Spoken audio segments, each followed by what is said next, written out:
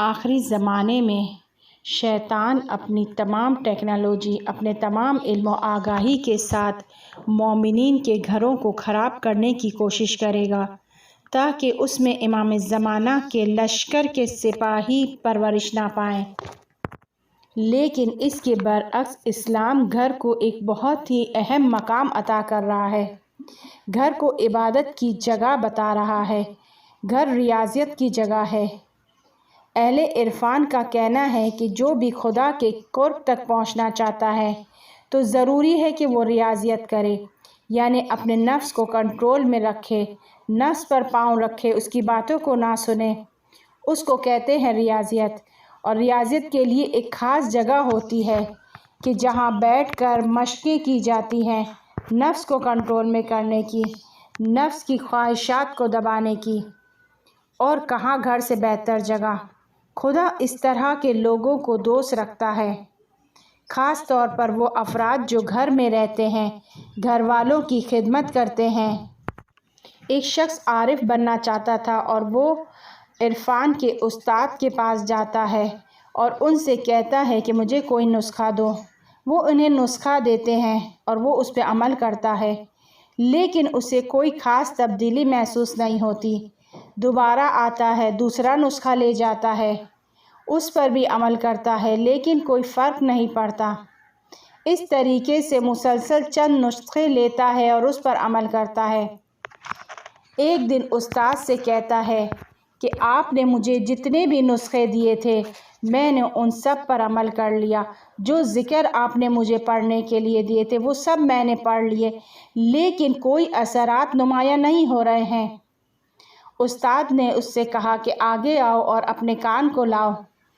استاد اس کے کان میں کہتے ہیں کہ اپنے گھر والوں کے ساتھ بد اخلاقی کرتے ہو اور چاہتے ہو کہ عارف بن جاؤ، جاؤ پہلے اپنے گھر والوں کے ساتھ اپنے اخلاق کو صحیح کرو۔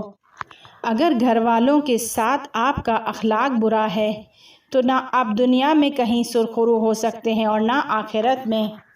اسی طرح سعد بن معاذ کے واقعے سے آپ بہت اچھی طریقے سے واقف ہیں۔ گھر والوں کے ساتھ اچھے اخلاق سے پیش آنا بہت ساری مشکلات کو آنے سے روک دیتا ہے، بہت سارے کینوں کو جڑ سے ختم کر دیتا ہے، جھگڑوں کو ختم کر دیتا ہے۔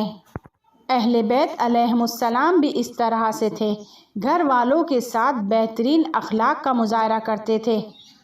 آپ سب نے وہ قصہ سنا ہے کہ ایک شامی آتا ہے، شام میں مادی اخلاق تھا اس کا، آج کل کے بقول امریکائی اخلاق، کیونکہ شام کے لوگوں کو معاویہ نے اسلام سکھایا تھا، علوی اسلام نہیں تھا، اموی اسلام تھا۔ شامی آتا ہے، شام سے آتا ہے، دیکھتا ہے کہ ایک بہت ہی خوبصورت شخص گھوڑے پر ہے اور لوگ اس کا احترام کر رہے ہیں۔ پوچھتا ہے کہ یہ کون ہے؟ کسی نے کہا کہ یہ حسن ابن علی ہے۔ کہنے لگا میں نے اس کے باپ کو تو نہیں دیکھا کہ اسے گالی دوں، اس کو تو جا کر گالیاں دے سکتا ہوں۔ آیا اور جو کچھ اس کے منہ میں آیا اس نے امام حسن مجتبیٰ سے کہا۔ امام حسن مجتبیٰ علیہ السلام نے فرمایا کہ آپ کے حلیے سے لگ رہا ہے کہ آپ یہاں کے رہنے والے نہیں ہیں، مدینے کے نہیں ہیں۔ شامی نے کہا کہ نہیں، میں یہاں کا رہنے والا نہیں ہوں۔ اس زمانے میں سوئٹس، ہوٹل اور مسافر خانے نہیں ہوا کرتے تھے۔ لوگ اگر کسی شہر میں جاتے تھے تو وہاں لوگوں کے گھر میں رہتے تھے، اور امام حسن مجتبیٰ علیہ السلام نے ایک الگ گھر لے کر رکھا ہوا تھا کہ جس میں تمام امکانات موجود تھے۔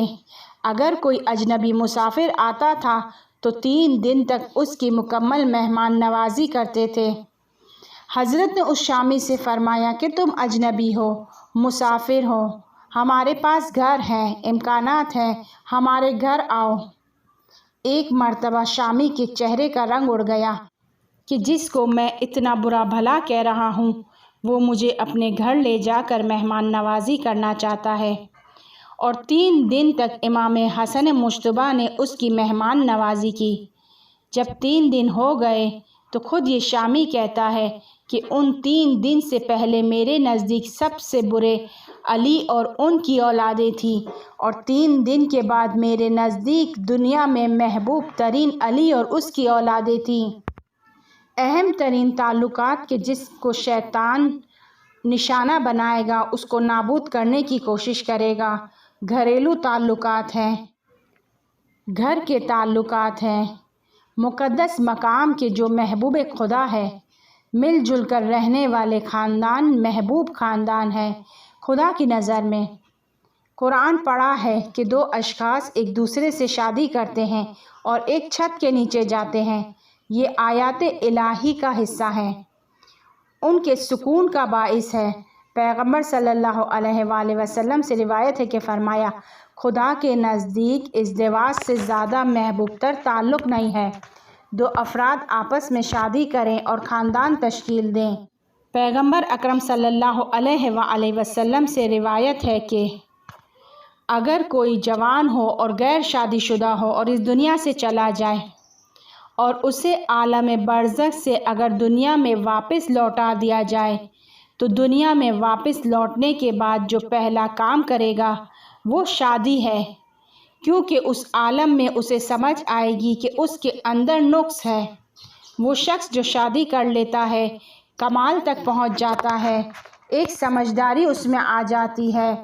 اگر کوئی شخص عاقل ہوگا تو خود کے گھر کو خود کے رشد کا مقام قرار دے گا۔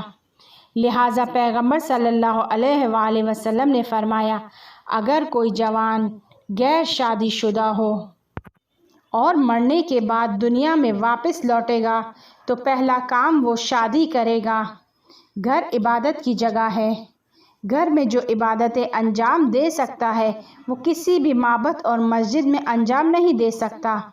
گھر ریاضت کی جگہ ہے، اور اگر کوئی چاہتا ہے کہ اس کا اہل ہو اور خدا کے نزدیک بلند ترین مقامات کو طے کرے تو اس کے لیے ضروری ہے کہ اہل ریاضیت ہو، ضروری ہے کہ خود کے ساتھ مشق کرے، اپنے نفس پر پاؤں رکھے، ضروری ہے کہ نفس کی لگام کو کھینچ کر رکھے، اور وہ بہترین جگہ جہاں انسان نفس پر کنٹرول رکھتا ہے وہ جگہ گھر اور خاندان ہے، کیونکہ یہ وہ جگہ ہے کہ جہاں ہر شخص کا سلیقہ ایک دوسرے سے مختلف ہے۔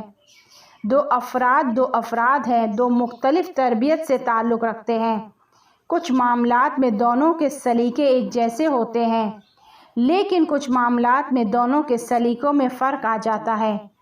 یہاں پر بہت مناسب جگہ ہے اگر کوئی چاہتا ہے کہ خود پر کام کرے، ریاضیت کرے، نفس پر پاؤں رکھے اور عرفانیت کی منزل پر قدم رکھے۔ مرحوم علامہ طباطبائی کہ آپ سب ان کی شخصیت سے واقف ہیں۔ ایک شخص کا کہنا ہے کہ میں ان کی خدمت میں پہنچا اور میں نے ان سے کہا کہ مجھے سیر و سلوک کا کوئی ایک نسخہ دیں۔ علامہ طباطبائی نے اس شخص سے پوچھا، کیا تم شادی شدہ ہو یا غیر شادی شدہ؟ اب وہ شخص پوچھنے لگا کہ کیا اس سے فرق پڑتا ہے؟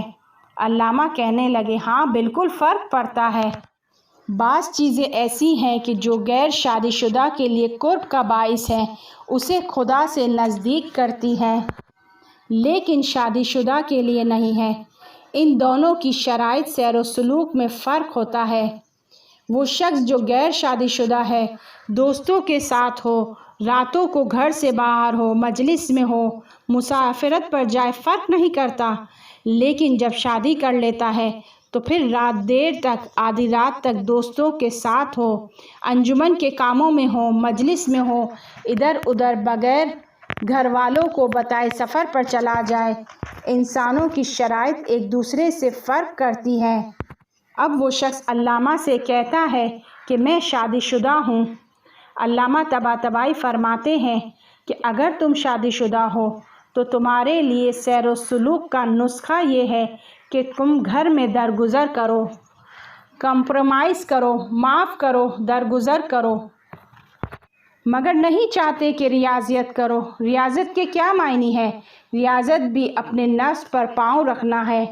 اگر صرف 2 افراد ہوں تب بھی سلیقوں میں فرق ہے، فکروں میں فرق ہے، ان دونوں کے درمیان بحث ہونی ہے، جھگڑا ہونا ہے، ایسی جگہ پر جہاں گھر میں انسان دیکھے کہ جر و بحث ہونے والی ہے، جھگڑا ہونے والا ہے، اپنے نفس پر پاؤں رکھے جھک جائے۔ بہت سخت ہے لیکن ہو سکتا ہے، اور اس کے علاوہ کوئی حل نہیں ہے۔